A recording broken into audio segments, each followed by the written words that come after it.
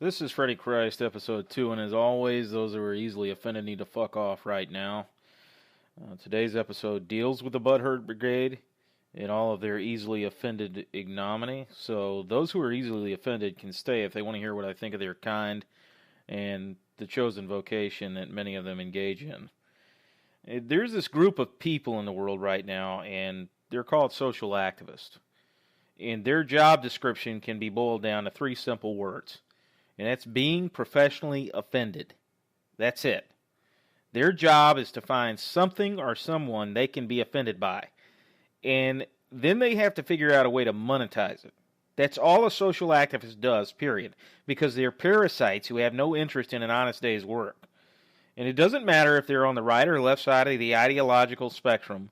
At the end of the day, these people are lazy parasites who want to feed off of others and their hard-earned money and their valuable time and energy.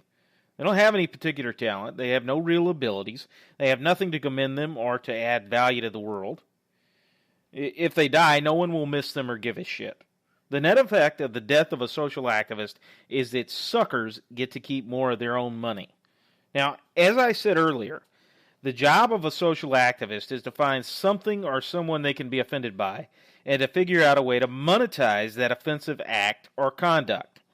To that end, the social activist has certain broad principles that guide their actions. And one is to find someone who's famous to be offended by. And the reason is simple. Famous people are newsworthy in a way that ordinary people are not newsworthy. And famous people have built-in name recognition. So famous people are newsworthy because the media is more likely to give a fuck about what they say or do. The media is more likely to cover it when Tracy Morgan says he'd stab his own son with a knife for acting like an effeminate faggot than they are if Joe Q. Public said the same thing. You're more likely to know who Tracy Morgan is than you would be if it were some schmuck who lived across town in the trailer park, and you're more likely to give a fuck yourself as a member of the public because Tracy Morgan is a celebrity. And there are people who insist that this sort of thing is the exclusive purview of the left wing, that the left wing is trying to wage a war on politically incorrect speech, and blah, blah, blah. That's complete fucking bullshit. The right wing, specifically the evangelical Christian side of the right wing in this country, has waged war on speech and expressive activity it doesn't like for decades, if not centuries. If you use profanity on your album as a musician, Tipper Gore, the ex-wife of Al Gore, is the reason you have to put a parental advisory sticker on your album cover, because back in the 80s, she got a bunch of people together as part of an advocacy group, as part of her social activism, and she got Congress and the FCC to require that these parental advisory stickers be stuck on every CD where profanity was used. And so, if you own a pornography shop, there are municipalities where you can't be within 1,000 feet of a school or church. And in effect, you can't open a porn shop in certain cities and towns because there are so many churches that it's impossible to fucking avoid being within 1,000 feet of a church or school. And the net effect is there's no fucking porn shops. And the people who support this restriction or this obliteration or this banishing of expressive activity or speech that they don't like are on the right wing, almost exclusively. It's not that these assholes are being forced to listen to offensive speech or that they're being forced to watch porn or that they're obligated to sit there while porn is pumped into their homes. If you don't want to see the offensive shit that's on television, watch the DVD of your own choosing. Turn the fucking channel. Disconnect the cable or the antenna. It's not about what these assholes have to see. It's about their power to control your choices by limiting those choices. And that's why they boycott. That's why they raise hell. That's why they try to make it seem like they fucking speak for everybody and they are the community. They don't want you to be able to listen to certain things or to watch certain content. They want to determine what's appropriate for you. They want to limit your fucking choices. And it doesn't matter if it's James Dobson or this Angelo Carasoni guy who fucking tried to boycott Glenn Beck on Fox News. The principle's the same. Let me determine what others can view or be exposed to in the media, and let me be the arbiter of what's okay for you. So we've got all these useless fucks who call themselves social activists or just plain activists, and they're really just McCarthyites dressing up their bullshit in the language of tolerance and social justice. And they're on a mission to find something to be offended by so that they can make money. And that's the really offensive side of modern activism. 99% of these fucking people don't actually give a fuck about the shit they're bitching about. They're not genuinely offended by anything that they're protesting. It's just that it's easy to make a shitstorm out of it, and they're too fucking lazy to go out and find actual harmful content. Social activists, the bottom-feeding, shit-eating monsters that they are, troll the internet and television and everything else, looking for reasons to be offended or upset. They have to seek out content or expression that they can maximize for their true purpose, which is to make money by commoditizing communal outrage. There are two ways for them to do this. And one is to just directly solicit an actual dollar donation from you by roping you in as a member of their bullshit organization or as a donor. And the second is to get you to give you their email as part of their shitty little petition to remove the so-called hate speech or the objectionable speech from the public view. And the first part is transparent and obvious, which is why 90% of the people they go after for money or signatures won't give them a dime. The second part is the truly fucking evil part of this, because ordinary people don't realize how valuable their email addresses and personal information are to these shit-eating social activists. Your email address is valuable in two major respects. First, it's valuable because the more emails these assholes collect, the more it looks like people agree with them, and they can use that to terrify advertisers and sponsors into disassociating with whoever their target is. And second, it's valuable because it gets added to their email list, which they can then rent out to advertisers and marketers who spam your fucking email to death. The more people you have on your email list as an activist or as an activist organization, and the more demographic information you have on these people, like age or gender or location, etc., the more valuable that email list is to organizations and the marketers who rent their email list. We're talking tens of thousands of dollars per email sent in revenues for these shit-eating parasites. That's the best way to describe it. Just a bunch of talentless nobodies. And we're talking tens of thousands of dollars that they can use to terrorize other people later, or that they can use to avoid actual work at an actual fucking job. I mean, that's the fucking game. It's not just social activists anymore either. There are so-called news media organizations that do the same shit to regular people. And the most famous organization of this type is fucking Gawker Media. Gawker Media picks people who have never been famous, never sought fame, who haven't done any fucking physical harm to any fucking body. And they out them for everybody to pile on and shit on them. And the consequences for these people that Gawker Media targets are tremendous. They lose their jobs, their families lose their health insurance coverage, and they're basically turned into pariahs because they engaged in speech or activity that some shithead, nobody, talentless writer at Gawker didn't fucking like. That's the entire criteria. Somebody like Adrian Chen at Gawker, who doesn't fucking like what some Reddit user who goes by the name of Violent Acres does on Reddit, and so Adrian Chen goes out of his fucking way to find out who Violent Acres is. He puts a name to the online handle and he exposes the guy so that his employer will find out and fire him, because ruining that guy's life is somehow going to make the world a less awful place. And before Gawker did this guy's work was totally satisfactory to his employer by all indications. His employer didn't want to fire him. There's no evidence that he had been disciplined at work for inappropriate conduct. In fact, there's every fucking reason to believe that this guy was doing his job because he still had a fucking job. Enter Gawker and Adrian Chen. And suddenly this guy gets fucking ruined for what he does on his own fucking time at night. He's some fat nobody down in Texas living his fat nobody life on Reddit with all the other nobodies, and they have a little community of nobody bullshit. And he lays in bed at night with his wife while she posts dolphin pictures and shit, and he does his Violent Acres troll shit talking about how he once got a blowjob from his 19-year-old stepdaughter. I mean, I'm not saying that he's a good person. I'm not saying he's the type of guy that I want to hang out with. I'm just saying it isn't fucking news. It's just Gawker Media being a bully to some fat nothing because they can. And because they don't like what Reddit is. It's a community for objectionable speech that demonstrates conclusively that there are terrible people in the world who like terrible things that are borderline fucking disgusting, if not outright awful. And they're out in the open. They have this place that they can all congregate and centralize all of their activities in, and Gawker Media has a fucking problem with it because they want to drive this shit underground. And we're talking photos of teenage girls that are sexually suggestive on the jailbait section of Reddit. That was an actual thing. Reddit had a jailbait section. They're not nudes, they're not child porn, they're not illegal, they're suggestive, they're creepy, they're inappropriate, but that's it. I don't fucking like it, so I don't go to Reddit to look at it. And most rational adults are the same way. If they don't want to see it, they don't seek it out. What my coworkers do on their own time is none of my fucking business. And it isn't our employer's business. I don't even give a fuck if it's actually illegal. If they show up on time and they do their fucking jobs and don't behave inappropriately at work, I don't give a fuck. You know, that's me. I don't give a fuck. 90% of people that I know don't give a fuck. And I'm not going to join in the modern day equivalent of a lynch mob in the Gawker comments section.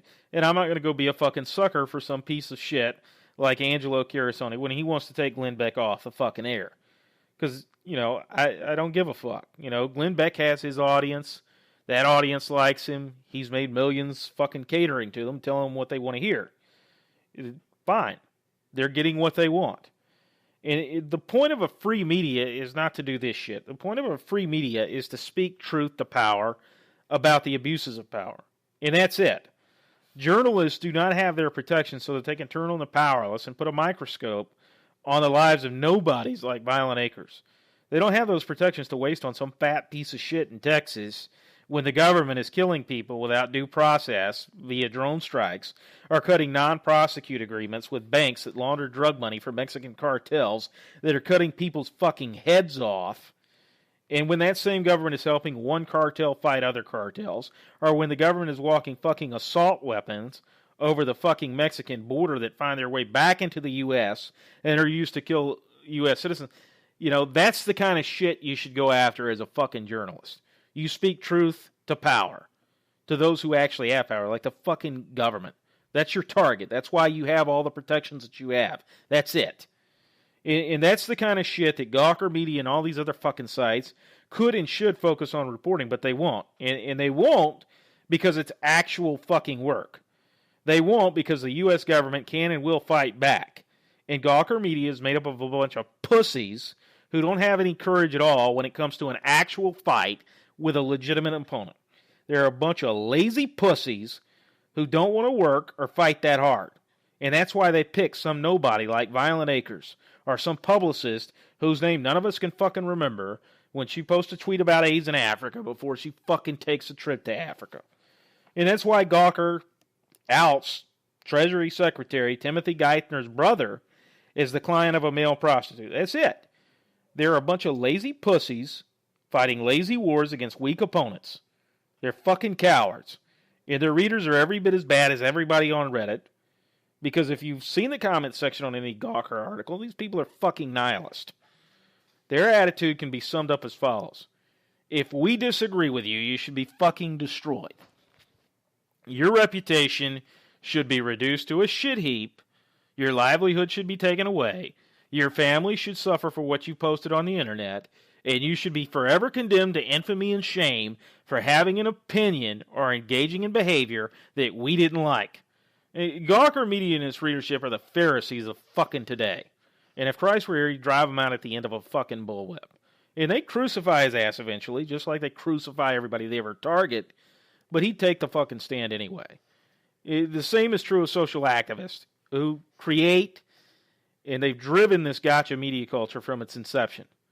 You've got some nothing down in Arkansas, some frizzy-headed, big-boobed nobody living her anonymous life in peace, and some state trooper makes mention of how she was once in a hotel room with Bill Clinton, with the insinuation being that she fucked Bill Clinton and she wanted to be his girlfriend afterwards. And she gets understandably upset. She publicly denies it. She publicly denies the publicly made insinuation that she slept with the married governor of her state, and she makes her own allegations about his conduct. Well, let's review this shit. These Arkansas fucking cops were going around rounding up women for Bill Clinton to fuck. Bill Clinton saw this woman in the lobby of a hotel where she was working, and he was at a conference, and these fat pig cops were sent down to let her know that he wanted to meet her. And she went, because she was probably excited to meet the governor, and she didn't think the fucking cops would be steering her into a situation where she'd be alone in a hotel room with a governor who's going to whip his dick out and ask her for sex. She didn't think a cop would fucking do some shit like that. That's Paula Jones. Because some piece of shit state trooper bought her name up years after this shit happened, she had to deal with her friends and family finding out about this shit. And she could have kept her mouth shut and let the cops' version of events define her reputation to be the standard version of what actually happened, but she said no. And she was entitled to rebut everything that was said, but the reason she was in a position to begin with boils down to one fucking word: activist. You got this guy named David fucking Brock, who is the embodiment. He is the personification of a useless, unprincipled piece of shit.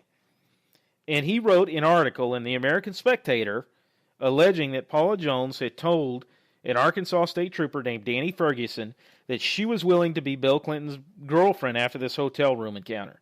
And David fucking Brock, get this, now works for Hillary Clinton's presidential PAC. That's right, he's helping her get elected. David fucking Brock printed unverifiable, unproven, unsubstantiated innuendo in the American Spectator 3 years after this happened because it was politically damaging to Bill Clinton without any fucking regard for whether or not it was the truth and without any regard for how it would affect Paula Jones. And when it became commercially expedient for David fucking Brock to switch sides, he went over to the left wing and he was reborn as an attack dog for their side. David fucking Brock didn't want a real job. He didn't want to make an honest living.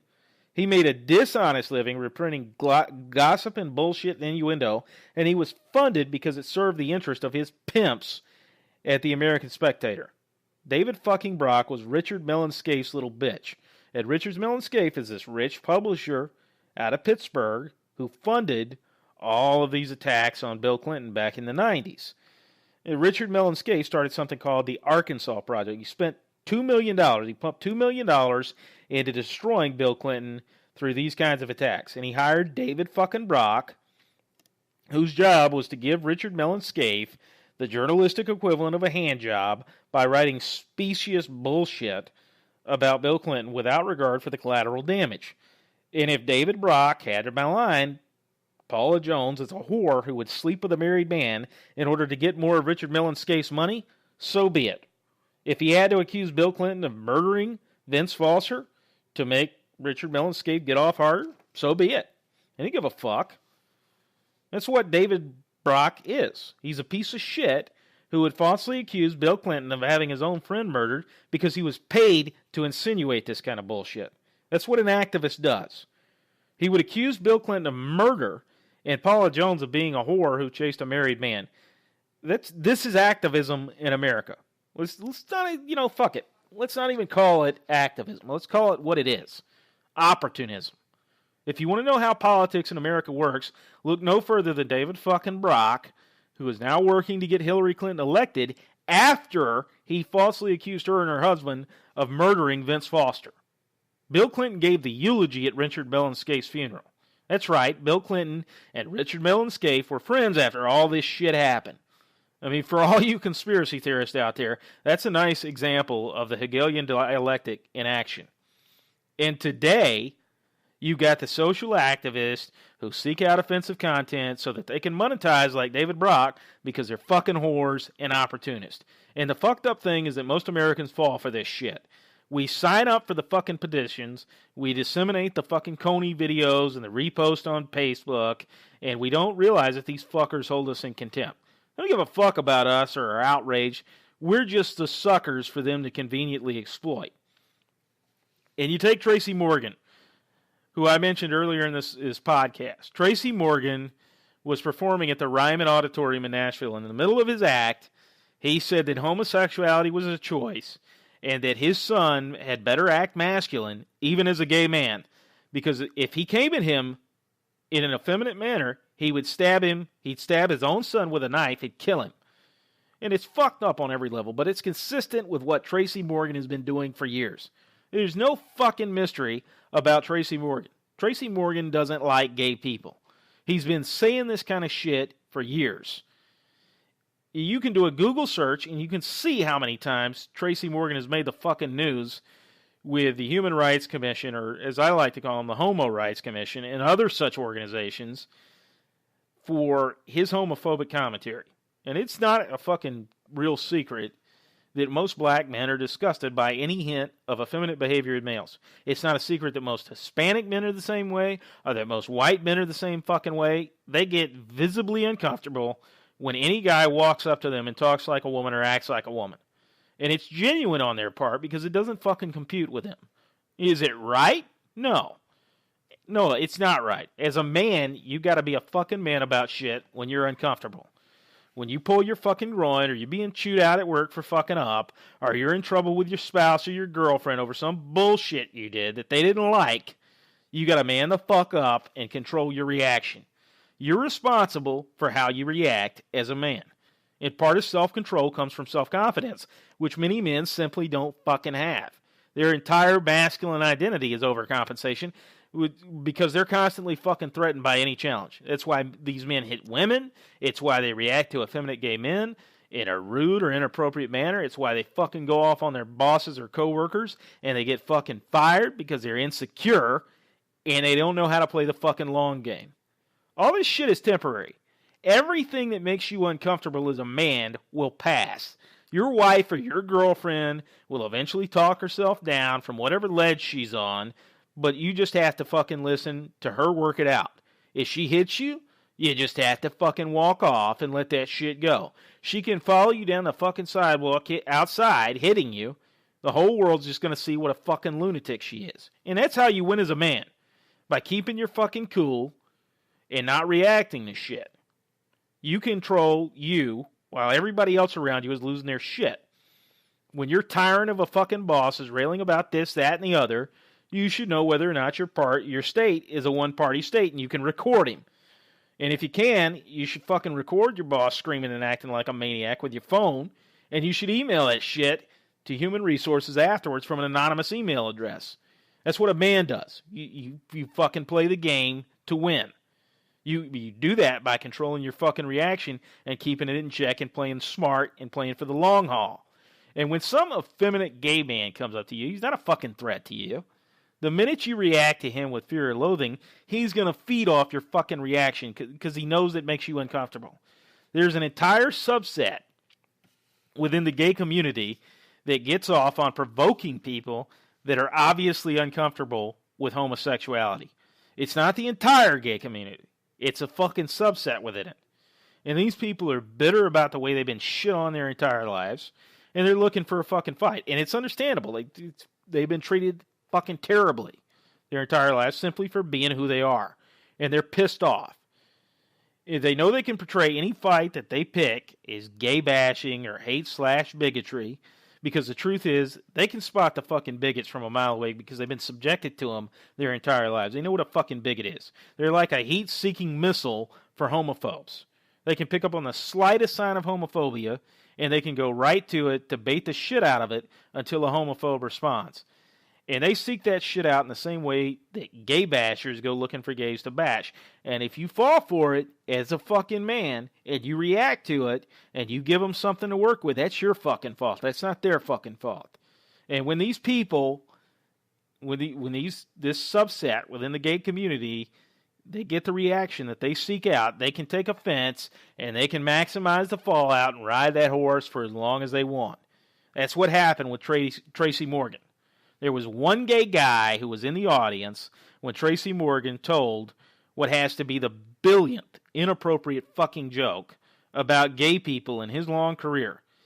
And that one gay guy went home and had a hissy fit on Facebook. And his name is Kevin Rogers.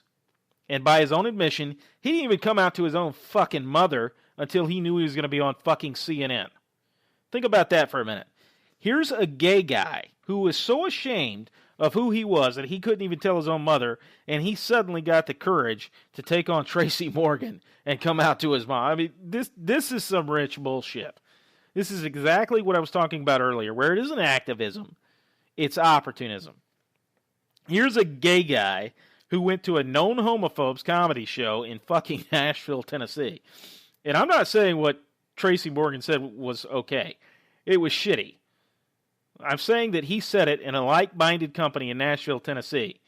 And if I'm a gay man in Nashville, Tennessee, the last fucking place I'm going to be on a Friday or Saturday night is at a Tracy Morgan show. I wouldn't go within a fucking mile of the Ryman Auditorium on a night when Tracy Morgan is performing, because you know it isn't just Tracy Morgan you have to worry about. It's all the motherfuckers in his audience that were applauding when he said what he said about killing his own son. Those assholes will stomp my gay ass or your gay ass into a fucking coma and tell God that they were friends, because they don't have any compunction. They don't give a fuck. And they aren't hiding shit about who they are and what their agenda is and what their feelings about gay people are if they're at a Tracy Morgan show. Tracy Morgan was a known fucking quantity before Kevin Rogers ever went on his show or went to his show. He was saying that being gay was a choice in 2009, and Spike Lee and Jane Krakowski were fucking applauding him for saying it. That was 2 years before Tracy Morgan went on the stage in Nashville and said he'd stab his own son to death for acting effeminate. The other thing is, why the fuck are you expecting rational or normal fucking behavior out of Tracy Morgan? This guy is a known smoker of PCP. He's fucking insane. I've seen Jay Moore. I've seen the video of Jay Moore on Facebook or on YouTube tell the story of how Tracy Morgan gave him a joint laced with PCP before they went to the club. And Tracy Morgan ended that night by getting into a fight with the bouncers at the club they were at before the bouncers threw Jay Moore and Tracy Morgan out after beating the shit out of him. So you've got this guy, this drug-using homophobic asshole on stage whose past conduct and viewpoints are well known, and you went to his fucking show anyway, even though you're gay. This is exactly what the fuck I'm talking about when it comes to social activists. They find somebody famous to be offended by because it'll automatically be newsworthy because they're famous and they did something fucked up, and you can milk that shit for all the money and exposure you want. Like Kevin Rogers was a nothing and a nobody before he made a potentially suicidal decision to go to Tracy Morgan's show in Nashville, Tennessee. You know this guy wasn't playing up his gay identity when he was in the audience with an auditorium full of Tracy Morgan fans.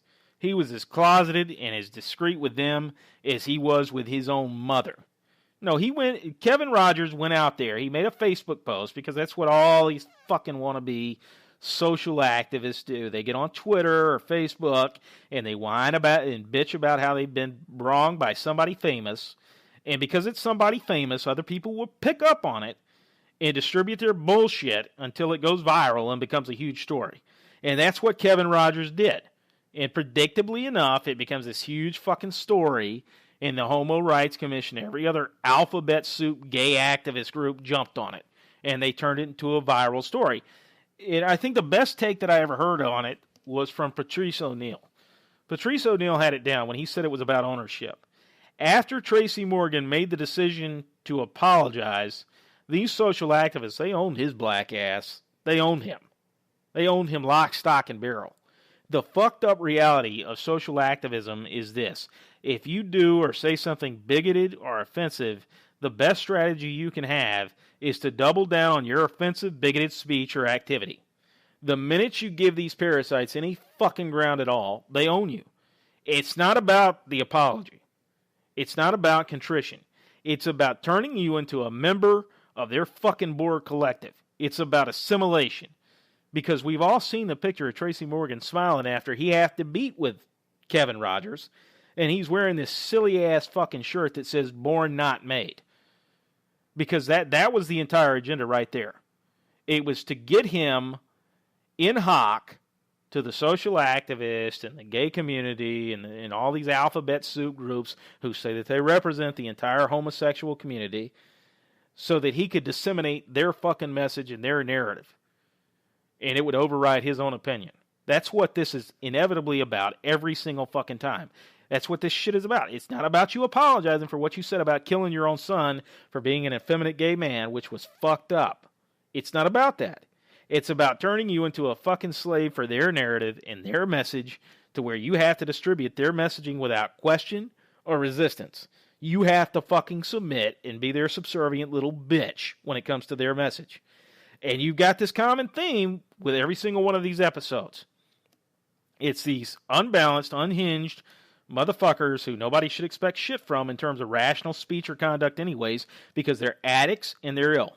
It's one thing when somebody like David Duke, the KKK guy down in Louisiana, comes out and says some racist shit, because David Duke is a healthy, functioning individual who has the ability to know better and do better.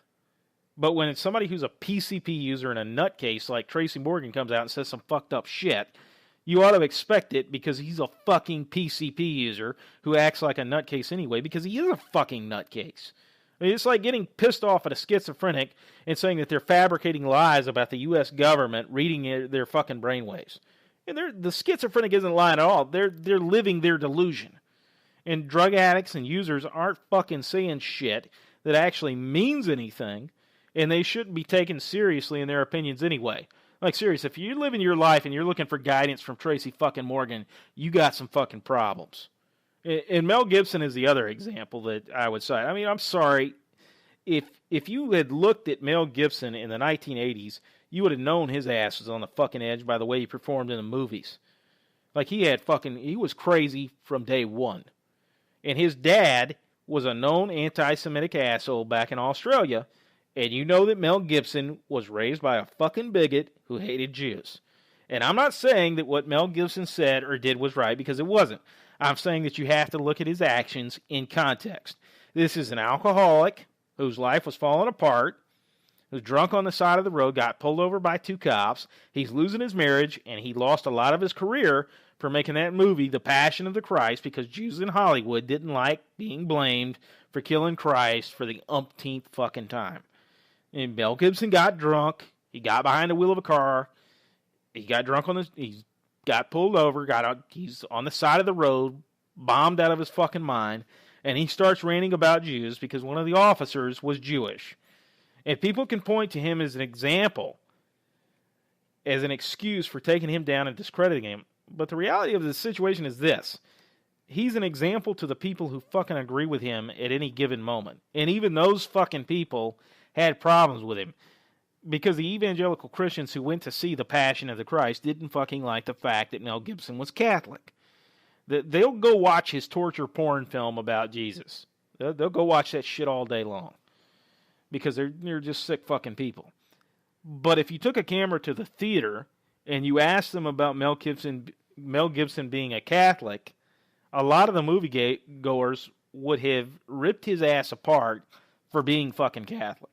You'd have heard all the fucking usual tropes. The Pope is the fucking Antichrist. Catholics worship Mary and the saints, and they're idolaters, blah, blah, blah.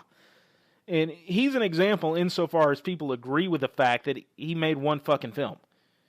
And I'm not looking for any celebrity. I'm not looking at any celebrity for an example on how to live my fucking life. So this notion that they're an example and they have influence and everything, they only have influence to fucking losers. That's it. And those people are going to be fucked up anyway. Most people are not looking at celebrities as a template for how to live their lives. And those that are just fucking pathetic, empty individuals anyway. This whole notion that social activists have to go out and do what they do to keep people like Mel Gibson or Tracy Morgan from being examples to inspire hate is just complete bullshit. Mel Gibson and Tracy Morgan don't inspire hate. They don't create hate. They reflect hate. They have careers telling people what they want to hear, and that's it. They provide a message that's in demand, which is simple. Christ died for our sins, and the Jews kill him. That Jews killed Christ. That's Mel Gibson's deal. And Tracy Morgan's deal is effeminate gay men are fucking disgusting and gross, etc., so on and so forth. And I'm glad Mel Gibson and Tracy Morgan exist. I am. You know, like Patrice Morgan said it. Patrice Morgan's commentary after the Tracy Morgan stuff, that was just excellent. It was dead on. And he said that he supports hate speech, and I support hate speech. I like my hate and bigotry and racism out in the open, and I like knowing who stands where. Let them have their fucking jobs and live their fucking lives, because they're people. They have to make a living. They have to survive. They can be as dumb as they want to be. What they cannot do is bring that shit into work or into government and use it to reduce other people to second-class citizens. And if you want to go after them for that, that's speaking truth to power. Fucking do whatever you want with them if they do that shit. That I have a problem with. If you want to be a social media activist, don't go after the fucking minstrel on the stage who's doing his little homophobic song and dance. Ask the people who put him on the fucking stage why they gave him a stage to do his shit on. You already know the answer. It's fucking money. Fine. It's fucking money. I can respect that. I can respect that some people are willing to profit from hate as long as they're fucking honest about it. What I can't respect and what I can't fucking stand is this retroactive, self-righteous bullshit we see whenever a known bigot like Tracy Morgan finally detonates his own fucking bomb. Like, Tina Fey knew what Tracy Morgan was when she had him on 30 Rock in the first fucking place. Like, she knew because they were on Saturday Night Live together. And you know that the entire time that Tracy Morgan was on Saturday Night Live with Tina Fey, he didn't spend his entire SNL tenure keeping his mouth shut and playing politically correct ball. He was saying the same kind of shit he said on that stage in 2011 behind closed doors beforehand because he was saying it out in the open in 2009 and earlier. And Tina Fey still fucking hired him. She still befriended him. She knew what the fuck he was, but the minute nobody like Kevin Rogers made a stink and it went viral, she turned her fucking back on him. And why did she do that? Because Tina got entry into the club. She wasn't on the outside anymore. She was on the inside because she created 30 Rock and had syndication revenues and ownership at stake. She was a part of the club now. She didn't give a fuck about Tracy Morgan being a homophobe until it threatened her bottom line. She was fine with giving him an outlet to be crazy as fuck and a paycheck to boot when she could profit from it. She was fine with that shit because she benefited from Tracy Morgan's presence on her show. And she was fine with Alec Baldwin's crazy ass being on her show, and she hired him after he went off on his daughter on an answering machine and threatened to straighten her ass out and all that other bullshit. She was fine with having both Tracy Morgan and Alec Baldwin despite their past behavior. And as long as she could make her money and keep her card at the club, she was fine with Tracy being a homophobe and a bigot and a PCP user. She was fine profiting from his crazy. And the Homo Rights Commission comes out and gives her an award for being an ally in the LGBT community. And they did that shit even though she was employing a known homophobe like Tracy Morgan in a starring role on her show. And that's the fucked up part about all of this. The Human Rights Commission gave her that award, and they knew about Tracy Morgan's past conduct too. And they didn't say shit. They didn't have a problem with Tracy Morgan or Tina Fey until their hand was forced. It wasn't fucking genuine. It was fucking optics. Some little nobody named Kevin Rogers out of Tennessee forced their hand on this shit by pointing at the obvious and well-known reality that Tracy Morgan was a homophobe who said violently anti-gay shit on a regular basis. Fine. Stop watching his fucking show. Stop buying his fucking tickets to his show. Like, make the decision for you that you feel is right. Follow your fucking conscience as an individual, but don't try to make this into some fucking community activity so that you can feel right about it because you have the numbers. Don't try to even portray it as validation when you stir up a shitstorm because it's about opportunism and fame-seeking rather than conviction and principle, and we all fucking know it. It's social activism. It's being professionally offended. It's about commoditizing fucked up speech and behavior. And it doesn't matter if it's some bullshit about Bill Clinton and whether or not he fucked a front desk employee at some conference center in Arkansas and she wanted to be his boyfriend or not, or if it's about Tracy Morgan saying violently anti-gay shit for the billionth fucking time. It doesn't matter. None of that shit is irrelevant. You know, it's bullshit. It's being offended by the wrong fucking thing too. That's what social activism is. You've got Anthony Camilla. Everybody knows him as Ant off the Opie and Anthony show. And after he got attacked in Times Square, he went off on Twitter. And he called the black woman and her friends who whooped his ass for taking a picture, a bunch of fucking animals and cunts and this and that and the other. And everybody lost their fucking minds over the fact that Anthony Camilla got pissed off because he got his ass whooped. And he said some shit afterwards that expressed how pissed off and hurt he was. And it's like, you know, are you not allowed to be fucking upset and angry and emotional after you get the shit kicked out of you?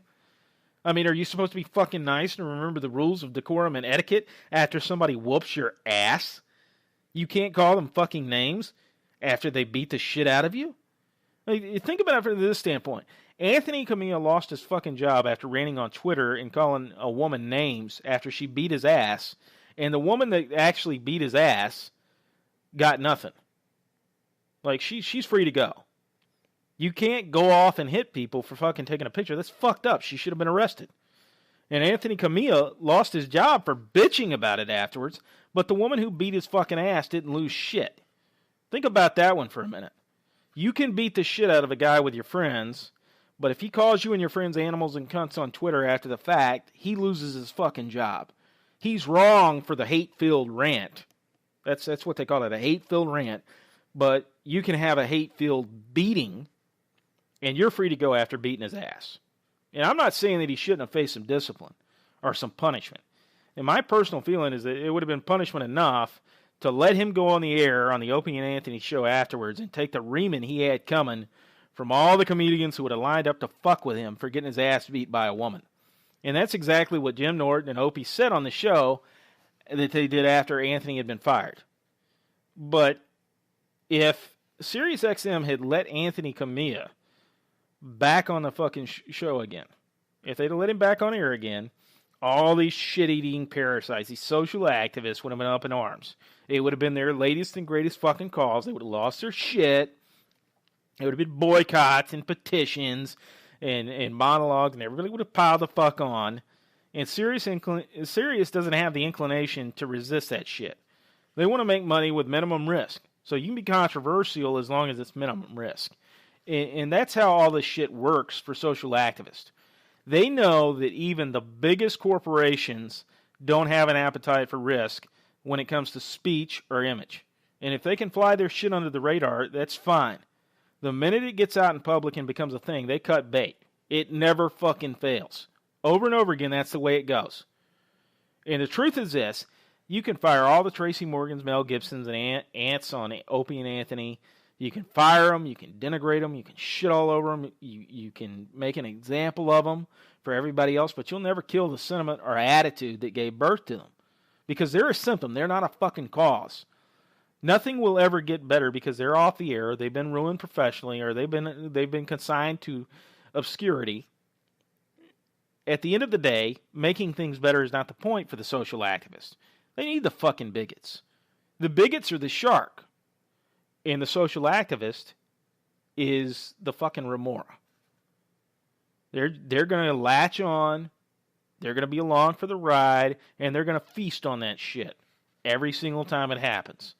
And social activists, you know, the thing that has to change in society for this to get dealt with is that social activists and their like-minded media outlets like Gawker Media and its writers and editors, they have to be the target of ire. They should be targeted, they should be subjected to the same methodologies they employ by the fans of the people they target. You should just fight fire with fire.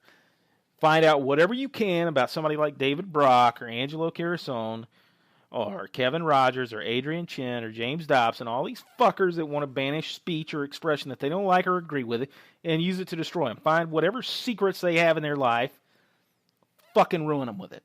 It won't take much. You take one of these assholes out, and the rest of them will start taking notice, and they'll self-censor. They'll stop this shit. Because we've all got unpalatable opinions that we've expressed in our past. We've all written or said things that we should have written or said when we were pissed off or we were upset about something or when we thought we were in like-minded company. It was going to be discreet, and nobody was going to fucking rat us out. We've all done it. Every last goddamn person listening to this has done that. We've all told inappropriate or offensive jokes at some point. And that's what makes comedy funny. That's what makes jokes funny. It's the impropriety, the illicit nature, the material that challenges conventions and norms. That's what makes it feel good to laugh about. And it's part of the human experience. You shouldn't fucking take that away. And the fucked up thing about America is that we recognize the danger of a government that can suppress speech, but we all want the freedom to do what we deny the government the power to do. The ability to crush any speech that we don't like, as long as we can get enough like-minded pussies to go along with our lynch mob and go along with this to crucify whoever it is that we're after. And for what? I'm never supposed to enjoy Lethal Weapon or Braveheart again because Mel Gibson is a fucking anti-Semite. He hates Jews. I'm supposed to fucking hate watching Tracy Morgan clips because he's a homophobe? I mean, at some point we have to get over this notion that a person's private opinions permeate or corrupt everything that they do or have ever done to the point of contaminating it where nobody can ever enjoy it again. Like, we have to separate the person's, like, opinions from their art, if we can. And we have to draw the distinction that just because we sit there and laugh at a fucking joke doesn't mean that we agree with everything behind it.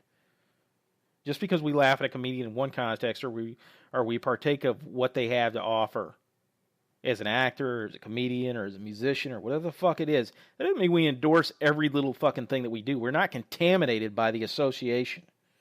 That's a stupid way to live your life. And at some point, we're going to have to look at these fucking useless people who call themselves social activists and just reject their obvious agenda, which is to commoditize outrage. It's to make money being offended. And we're going to have to tell them we're fucking tired of being manipulated into outrage over every little fucking thing that they can find, because just like Tracy Morgan and Mel Gibson are creating by an existing demand they supply with their shtick, these fucking activists are preying on something that already exists in our society. This need to be outraged by every little fucking thing that we don't agree with. That's the show for today. And get over yourselves and get over this.